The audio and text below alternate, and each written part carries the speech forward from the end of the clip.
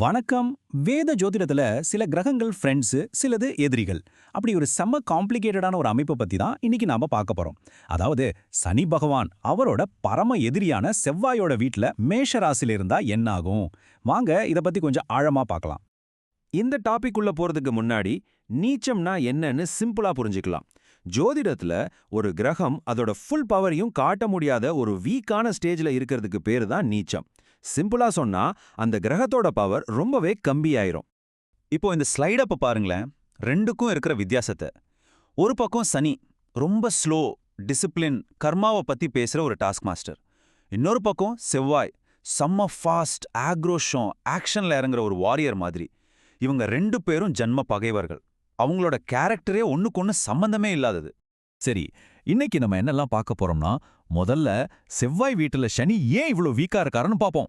அப்புறம் இதனால வர்ற விளைவுகள் என்னென்ன, எதிர்காலத்துல என்ன நடக்கும், இதுக்கு என்ன பரிகாரம் பண்ணலாம், கடைசியா இதெல்லாம் உங்க பர்சனல் ஜாதகத்துக்கு எப்படி செட் ஆகும்னு ஒரு பார்வை.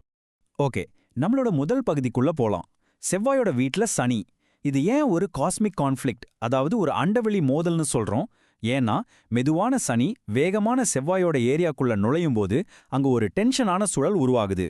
வேத ஜோதிடப்படி சனி பகவான் மேஷ ராசிக்கு வரும்போது நீச்சமாயிடுறார், அதாவது பலவீனமாயிடுறார். இதுக்கு ஒரே ஒரு காரணம்தான், மேஷங்கிறது சனியோட பரம எதிரியான செவ்வாயோட வீடு. யோசிச்சு பாருங்க, நம்ம எதிரியோட வீட்ல இருக்கும்போது நம்மால நம்மளோட இயல்பான சக்திய முழுசா காட்ட முடியுமா? அதே கதை தான் இங்கேயும்.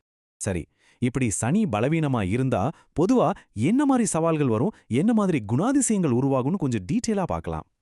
இது ஒருத்தரோட மனசுக்குள்ளேயும் சரி, அவங்க செய்யற செயல்களையும் சரி, ரெண்டுத்திலுமே தாக்கத்தை ஏற்படுத்தும்.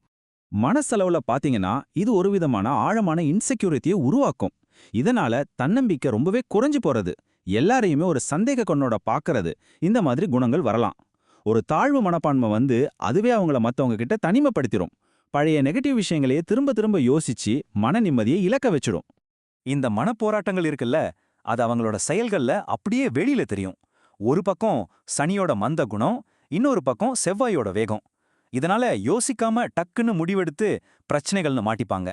இந்த அவசரத்தால செய்யற வேலையில ஒரு முழுமை இருக்காது, அடிக்கடி வேலை மாறுற சூழ்நிலை கூட வரலாம். சில சமயம் இது தவறான வழியில பணம் சம்பாதிக்கவும் அதை இழக்கவும் கூட காரணமாயிடும். சோ மொத்தத்துல இதுல முக்கியமான விஷயம் என்னன்னா, இந்த அமைப்புல இருக்கிறவங்களுக்கு பொதுவா ஒரு ஃபீலிங் இருக்கும். அதுதான் அதிக உழைப்பு ஆனால் குறைந்த பலன். எவ்வளோ கஷ்டப்பட்டு உழைச்சாலும் அதுக்கு ஏத்த மாதிரி ஒரு அங்கீகாரமோ பலனும் கிடைக்கலையேன்னு ஒரு விரக்தி வரலாம். இது உண்மையிலேயே ரொம்ப சேலஞ்சிங்கான ஒரு ஃபீலிங் தான். ஆனா வெயிட் பண்ணுங்க, எல்லாமே நெகட்டிவ் கிடையாது. இதுலயும் சில நல்ல விஷயங்கள் இருக்கு. அது என்னன்னு இனிமே வரப்போற கிரக பெயர்ச்சிகள் என்ன மாதிரி மாற்றங்களை கொண்டு வரணும் இப்ப பார்க்கலாம்.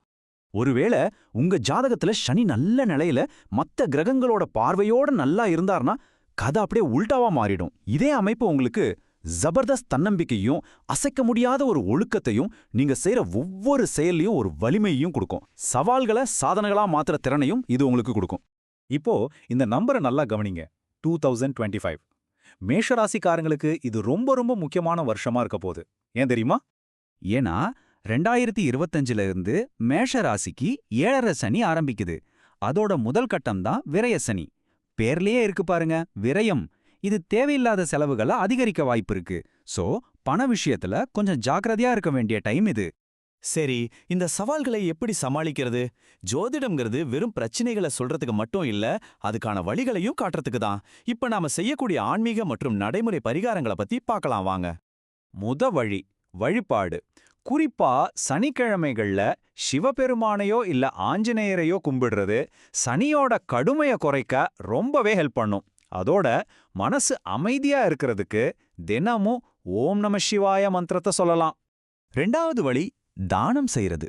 சனிக்கிழமைகள்ல கருப்பு எள், நல்லெண்ணெய், இரும்பு மாதிரி பொருட்களை தானம் பண்றது ரொம்ப நல்லது. ஆனா எல்லாத்துக்கும் மேல ஏழை எளியவங்களுக்கும் மாற்றுத்திறனாளிகளுக்கும் நம்மால முடிஞ்ச உதவியை செய்யறது இருக்கே, அதுதான் சனி பகவானோட அருளை பெற்று தர்றதுல ஒரு பெஸ்டான பரிகாரம். இது இல்லாம இன்னும் சில விஷயங்கள் செய்யலாம். ஒரு நல்ல ஜோதிடர்கிட்ட கேட்டுட்டு 10 இல்ல 11 முகம் கொண்ட ருத்ராட்சம் போட்டுக்கலாம். வரப்போற விரய சனிய மனசுல வச்சுக்கிட்டு பணத்தை ரொம்ப கவனமா கையாளணும். தேவையில்லாத செலவுகளை கட் பண்ணி அதை நல்ல முதலீடுகளா எப்படி மாத்துறதுன்னு யோசிக்கிறது ரொம்பவே புத்திசாலித்தனம். சரி, இப்ப நாம கடைசி பகுதிக்கு வந்துட்டோம், உங்களுடைய தனிப்பட்ட ஜாதகம். ஏன்னா இதுவரைக்கும் நாம பேசினது எல்லாமே ஒரு ஜெனரலான விஷயம்தான். ஒரு விஷயத்த ரொம்ப ஆழமா மனசுல வச்சுக்கோங்க. நாம இங்க பேசினது எல்லாமே பொதுவான பலன்கள் தான். உங்க ஜாதகத்துல சனி எந்த வீட்ல இருக்கார், வேற எந்த கிரகங்கள் அவரை பாக்குதுங்கிறத பொறுத்து ரிசல்ட்ஸ் டோட்டலா மாறலாம். அதனால உங்களுக்கான பர்சனல் கைடன்ஸ்க்கு எப்பவுமே ஒரு நல்ல அனுபவம் வாய்ந்த ஜோதிடத்தை பார்க்கறது தான் கரெக்ட். கடைசியா இந்த ஒரு கேள்வியோட நான் முடிக்கிறேன். நீங்க என்ன நினைக்கிறீங்க? இந்த கிரகங்கள் நம்மளோட விதியை தீர்மானிக்குதா, இல்ல நம்ம போற பாதைக்கு ஒரு டார்ச் லைட் மாதிரி வழிகாட்டுதா? இத பத்தி யோசிச்சு பாருங்க.